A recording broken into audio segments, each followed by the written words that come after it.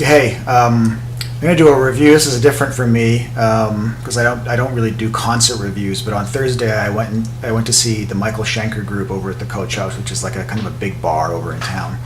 And I was 5 feet away from a guy that I've been listening to since I was 15 years old, who inspired me more than anyone to play lead guitar. This, if you haven't seen this guy, you have to see this guy play before you die or before he dies. He is, they don't make guitar players like this anymore, lead guitar players like this. This is a guy who's influenced so many major players in the game. I'm a big Randy Rhoads fan, and Randy was hugely inspired by Michael Schenker. That's where the tone comes from, that and Tom Schultz, but mostly Michael. That's where the Flying V comes from. That's where the neoclassical influence, part of it comes from there. So to see a guy like that perform, and to see him not just perform but be at the top of his game, like be absolutely fucking mind-blowing from the moment he gets on stage to the moment he gets off, and it never got old. You know what I mean? Like, it was just incredible to watch. It was just amazing, and he's like such a consummate lead guitar player. Every note that he plays has meaning in it, and he's a very lyrical and extremely musical lead guitar player. So every solo has a beginning and a middle and an end. It tells a narrative. It has a reason to be in the song.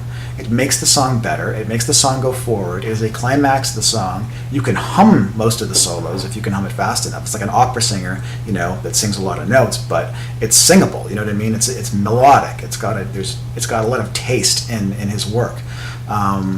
A lot of emotion in the playing. And this is a guy who's had a lot of ups and downs, who's had alcohol problems, been in and out of bands and in and out of UFO, and not showing up for gigs, and you're never really sure how long he's gonna make it,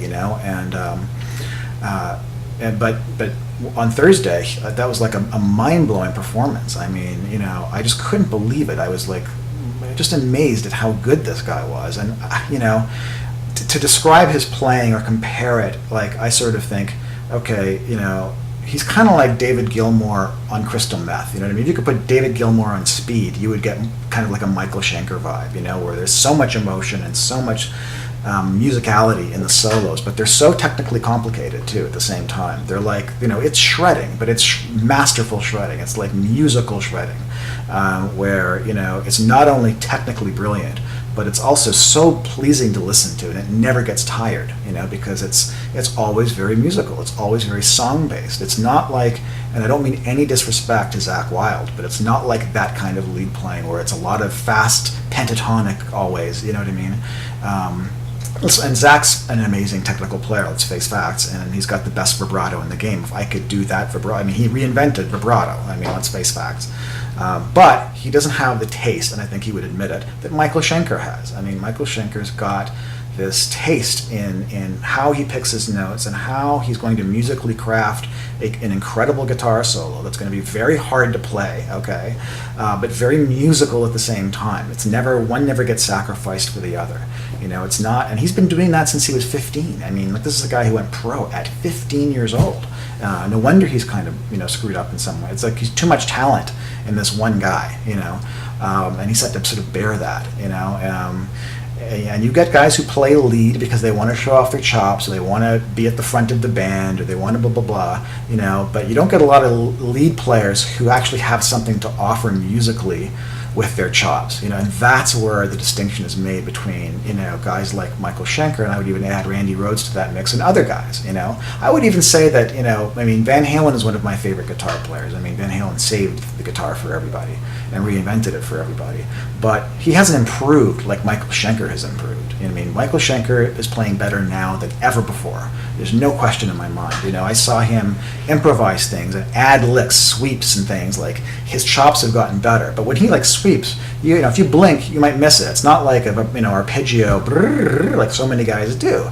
It's like really tastefully and sparingly used in his solos, And the other weird thing about him is he rarely uses his little finger. I was like, he's doing like 5 fret stretches, and he's using mostly his index finger and his ring finger. I thought that was a myth. I'd read about that, but I thought, there's no way. And then when I saw him, I was like, that's true. He's actually really not using his little finger that much, and he's going all over the place on the neck. And changing modes while he's doing it, like, pentatonic and then harmonic minor and then Phrygia and then back to pentatonic and then some jazz shit. It's like, whoa, And the best part was he played UFO for the first time, some UFO songs that nobody thought he was going to do.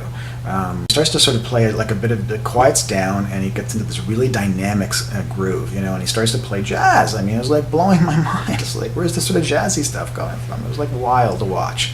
So, my regret always is with him is like, I wish he would have, joined one of these famous bands that he had the opportunity to join.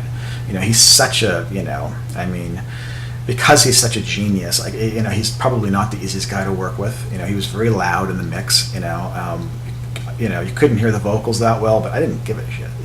I could have watched Michael fuck around for 3 hours for the money I paid with no band at all. He's that good that it would never got old or tired. And he is the kind of band. He's a band. He's like doing the vocal line and the rhythm guitar playing and keeping the rhythm going. And it's like he's a one-man show. This dude, it's like nuts.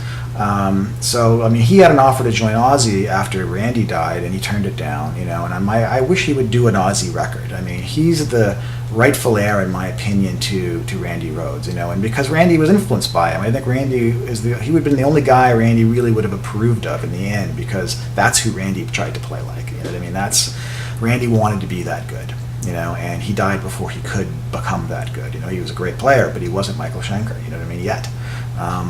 And nobody, I don't know too many guys that are. I know, there's a lot of guitar players like Steve Vai and Joe Satriani who are filled with chops up the wazoo, but still can't pull it out the way Michael pulled it out, and the way he does it. And I think everybody will admit this. I'm not saying anything that's like a secret to guitar players, Like, everybody knows that this guy is like from a different planet, than everybody else.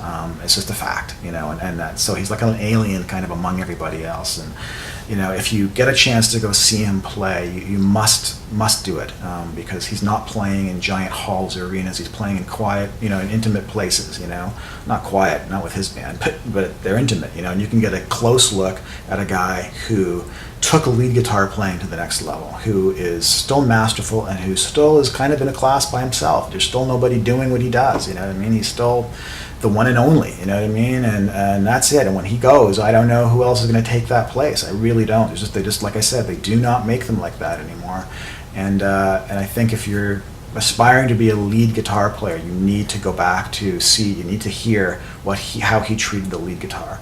Because that's what, in my opinion, what true lead guitar playing is. It's not a guy grandstanding. It's somebody who's, writing every solo to be there and to have meaning and to have a reason to live, and that's very hard to do. I can't even play the slow stuff that he does, and I'm okay, but his slow stuff and his vibrato, and he played harmony parts, like one with no pedals, he wasn't using a pedal, he was playing it with harmonies on his guitar with his fingers. I was like, what? It's like, and it sounded amazing. At one point he broke a string on the second song. He just kept playing for 20 minutes on 5 strings, and just still being Michael Schenker, still not, panicking and not sacrificing melody for flash, always a great mix of things, it's always changing it up, and that's why it never got old, and it was like, oh God, if I could just have this much of that, I wouldn't be sitting here. All right, that's it. So thanks for watching, and go on the internet, check his website, see where he's playing, and go. You must see this guy play before it's too late. Bye.